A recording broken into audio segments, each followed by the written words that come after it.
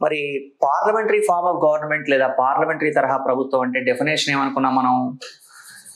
శాసన శాఖ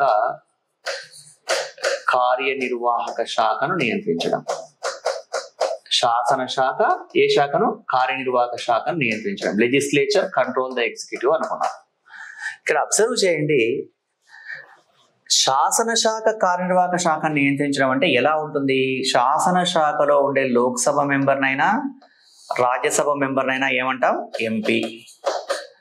లోక్సభ రాజ్యసభ సభ్యులు ఎంపీలు అంటాం. ఇండియాలో పార్లమెంట్లో లోక్సభ రాజ్యసభ సభ్యులైనటువంటి ఎంపీలు రియల్ ఎగ్జిక్యూటివ్ లో వాస్తవ కార్యనిర్వాహక శాఖ అయినటువంటి ప్రధానమంత్రిని రకరకాల ప్రశ్నలు అడుగుతారు కదా. అంటే ఇక్కడ ఎందుకు ఇలా జరిగింది, ఎందుకు అలా జరిగింది అని ప్రశ్నలు అడుగుతారు. అలా ప్రశ్నలు అడిగేటప్పుడు పార్లమెంటు సభ్యులు ప్రశ్నలు ఎవరిని అడుగుతున్నారు? ప్రధానమంత్రి మంత్రిమండలిని అడుగుతున్నారు. అంటే ఇక్కడ ప్రజాస్వామ్యంలో మనందరం కూడా పౌరులమందరము ఓటేసి మన ప్రతినిధుల్ని మనం ఎన్నుకుంటా ఉన్నాం. మనం ఎన్నుకొని మనల్ని పాలించడానికి మనం పాలకుల్ని ఎంచుకుంటున్నాం. అంటే మనం ఎన్నుకున్నటువంటి ఎంపీలోనే కొంతమంది ప్రధానమంత్రి మంత్రిమండలి అవుతారు. వాళ్ళు సరిగా పాలించకపోతే ప్రశ్నించాల్సిన బాధ్యత మనదే.